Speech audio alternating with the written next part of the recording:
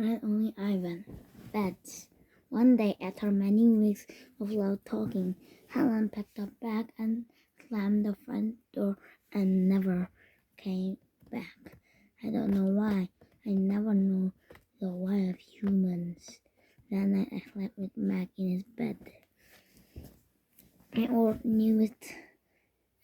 My old nests were woven of leaves and sticks had shaped like bathtub cool green cocoons. Mac's bed, like mine, was flat top without sticks or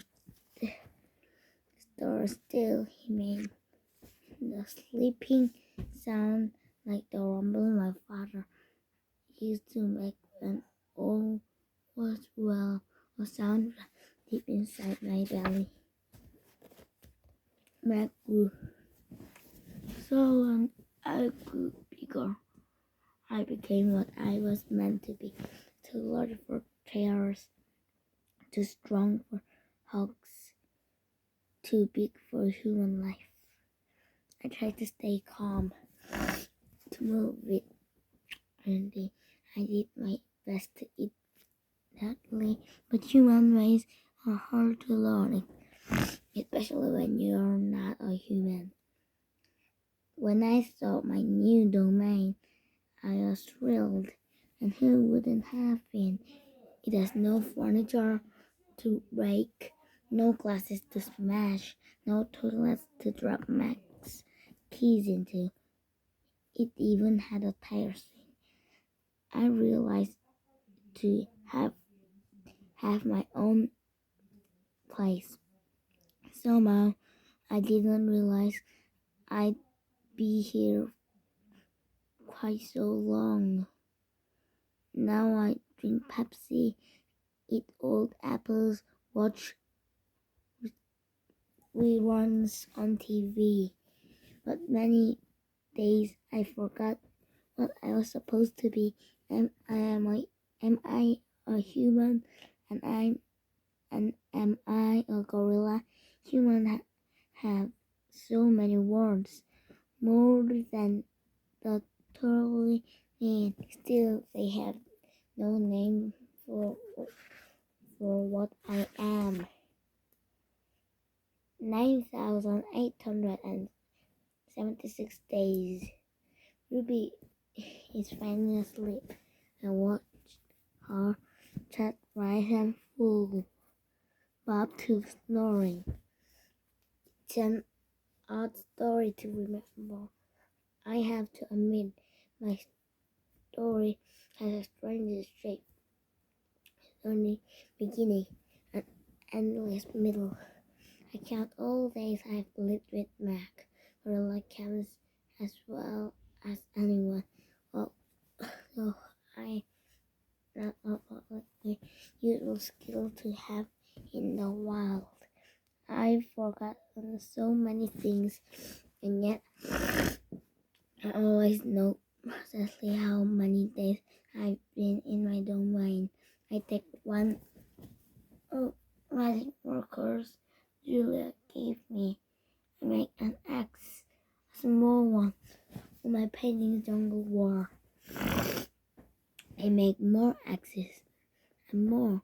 I make X for every day of my life with humans. My marks look like this. The rest of the night, I mark the days, and when I am done, the world looks like this. And so on until there are 9,876 eggs marching across my wall like a parade of ugly insects. It's almost morning. When I hear steps, it's Mac. He has a sharp smile. He weeps as he walks. He stands next to my domain. His eyes are red. He sprang out the window and empty parking lot. Ivan, my man, he mumbles. Ivan, impressive. For right against the glass.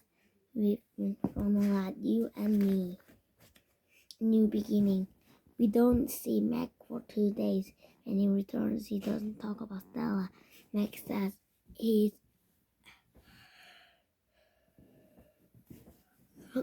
to teach Ruby some tricks. He says the billboard is being to more visitors. He said it's time for a new beginning.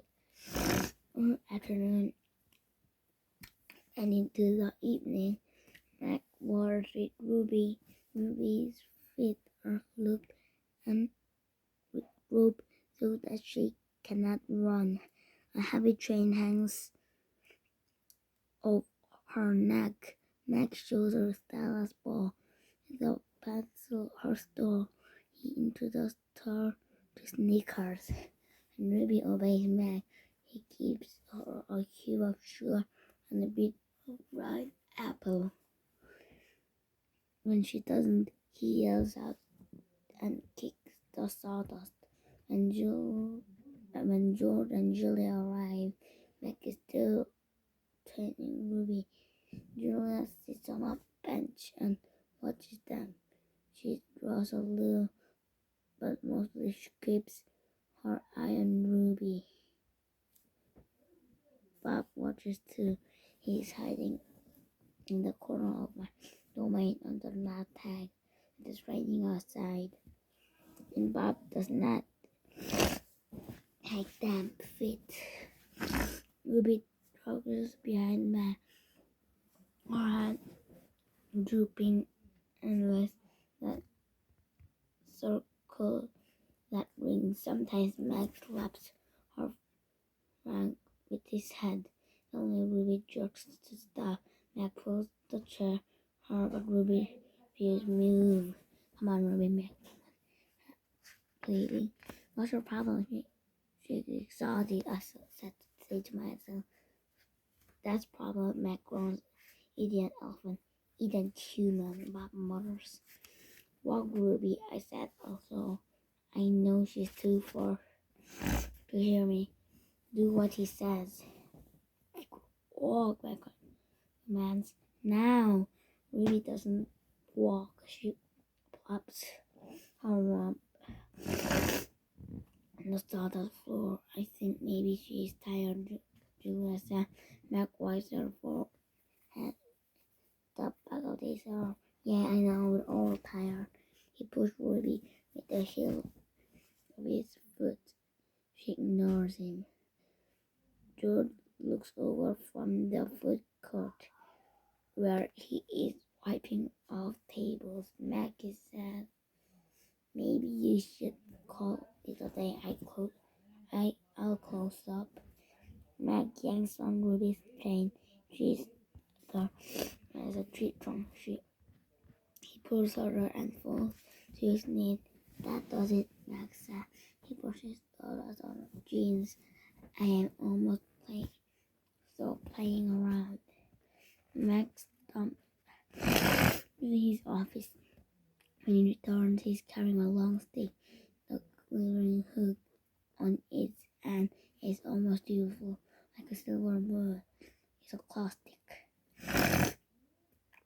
Mac pokes Ruby with the sharp point, not hard, just a touch. I can tell he wants her to see how much she hurts. I growl loud in my throat. Ruby does not budge. She's grading boulders. She closes her eyes and for a moment, as if she's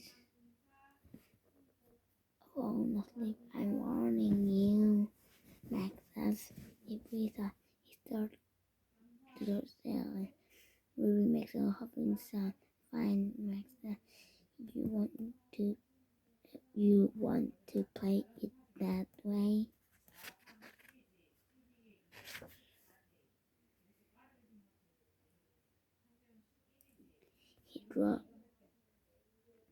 He draws back the clothing. No, Julia, I'm not gonna hold her like that. I just want to get her attention, but no. Max swings the hooks as the air just a few inches above Ruby. see why you don't want to mess with it. Perhaps that it was like the plastic. Okay, now move.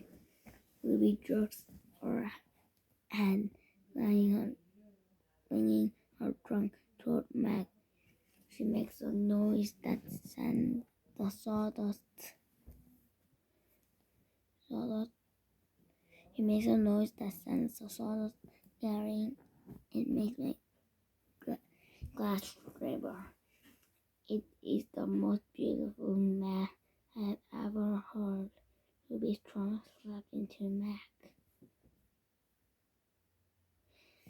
I don't see exactly where she sticks in. Somewhere below his stomach. I think I know he must be uncomfortable because Mac drops the plastic and falls down onto the ground and crawls into a ball and howls like a baby. Direct hit, Bob says. Poor Mac. Mac groans. He stumbles to his feet and hobbles up toward the office. Ruby watching me. I can't read your expression. You're afraid, involved, proud, when Mac is gone. George and Julia lead Ruby from the way. It's okay, baby. It's okay, Julia says, stroking Ruby's head. The silent Ruby in a domain and makes sure she has fresh water and food before long. Ruby's dozing. Dad? Julia asked at George. Locks Ruby's iron door. Do you think Mac would ever hurt Ruby? I don't think so, George said. At least I hope not. Maybe we could call someone. George said, I wish I could help Ruby. But I wouldn't know how. I mean, who would I call? The elephant cops. Besides, George looked down. I need this job, Jules. We need this job. Your mom, the doctor bills. He kisses the top of Julia's head. Back to work. You and me both. Julia said and reached for a backpack. She removed a piece of paper, a bottle of water, and a small metal box. Homework for Jules. George said with a finger. Then you can paint. It's for art class. Julia explained. Building watercolor. I'm going to paint Ruby. George smiles. All right then. Just don't forget your spelling. Then Julia again. Did you see Mac's face when Ruby hit him? George nods. Yes. That only I did. He shakes his head. Poor Mac. He returns and only then do I hear him laughing. Color Julia opens the mailbox. I see a row of little colors. Green, blue, red, black, yellow, purple, orange. The colors seem to glow. She pulls out a bush with a thin wad on the tail. At its end, she dips the bush in the water and wets the paper. Then taps into the red square. When the bush makes the damn paper, pink belts color on floor like morning flowers. I can't take my eyes off the magical bush for a moment, and I think about Ruby and Meg and the plastic and Stella almost. Julia touched red again, then blue, and there suddenly is purple and a red grape. She touches the blue, and our paper turned the summer sky black and white. And now I see that she is painting a picture of Ruby. I can make out her floppy ears, her thick legs, Julia stops painting. She takes a few steps back, hands on her hands hands on her hips, gazing at work. Scars is not right, she said. She glanced over her shoulder at me. I I tried I tried to look encouraging. Julia took a couple of the paper and instead she slides into my case and spat where my glasses were. Here you go, she said. A Julia original. That will worth millions someday.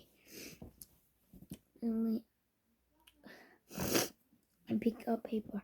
I'm not eating a single bite of it. Oh hey, almost forgot. Julia went to her backpack. She pulls the 3 plastic jars, one yellow, one blue, one red. She opens the jars and odd nut food smell hit my nut food smells hit my nose. Julia pushed the jars one by one through my opening. There she sliced some paper through. There are gold fingerprints, she said. Fingerprints, she said. My aunt gave them to me, but really I'm too old for finger painting. I stick a finger into the red jar. The painting is thick as mud, is cool and smooth, like banana underfoot. I like bananas underfoot. I put my finger into my mouth. It is not exactly ripe mango, but it's not bad. Lila laughs. You don't eat it, you paint with it. She grabs a piece of paper and places her finger on it. See? Like this. I placed my finger on a piece of paper. I lifted it. The red mark is there. I get bigger glove from the pot and slap my hand down on the page. When I pull hand off the paper, its red jeans stay behind. This isn't like the ghostly handprint on my glass that was literally behind.